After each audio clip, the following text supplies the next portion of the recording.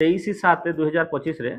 आशीष जेना जे कि Hitachi cash management services अच्छी से मैनेजर से branch head Nayapalli Bhubaneswar head office अच्छी सी आसिक आमको गोटे रिपोर्ट देले जे जड़े एम्प्लॉई शिव प्रसाद नाग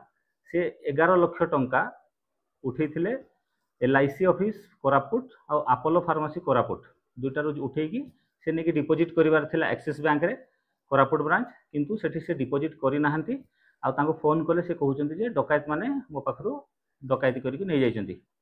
तेणु ताको लागू माने ताको संदेह होची जे माने कौन किछि हेई पारे यार तदंत करंतो तेणु ताको बेस करके आमे Koraput town PS case number 153/25 registered हेतिला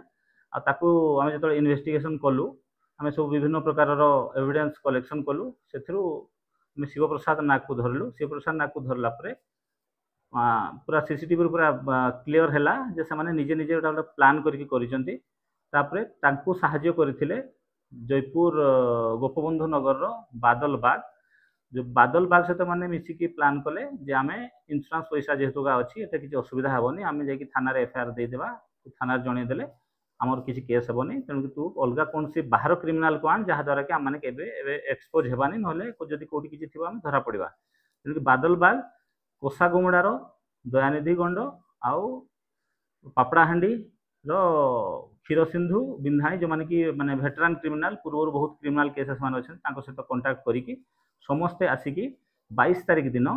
एठी जो जगह से कामटा करेंगे सी जो LIC ऑफिस पैसा उठेकी आनिक एक्सिस बैंक जाऊँ रास्तार यही जगह जो जगह कौन सीसीटीवी ना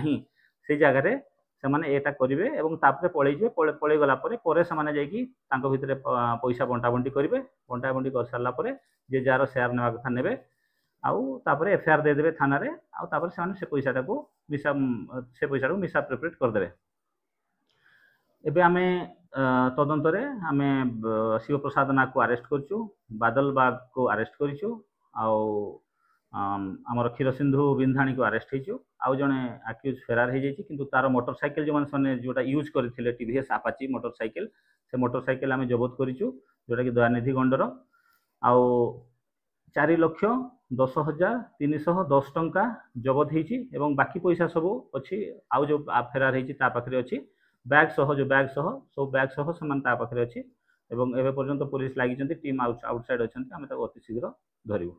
आज 3 जन को कोर्ट फॉरवर्ड करा जाउछि।